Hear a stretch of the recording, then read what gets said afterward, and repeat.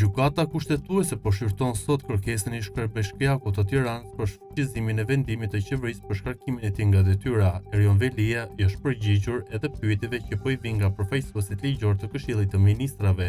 Pyetjes se sa është e ligjshme delegimi i detyrave nga burgu për një afat kaq të gjatë, Velia ju përgjigj se këtë pyetje do duhej që ta bënin edhe kryetarit të Bashkisë së Tropojës që qëndroi në arrest shtëpie për 11 muaj. Kjo pyetje do ishte e ndershme nëse do t'ja bënit edhe kryetarit të Tropojës prej 11 muajsh. Kjo tregon që po bëni diferencën.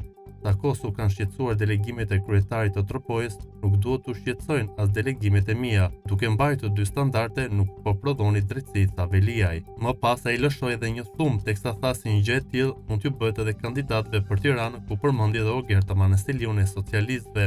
Velia thotë se nuk kishte asnjë informacion dhe se për çfarë bëhej do mblidhej Këshilli Bashkiak.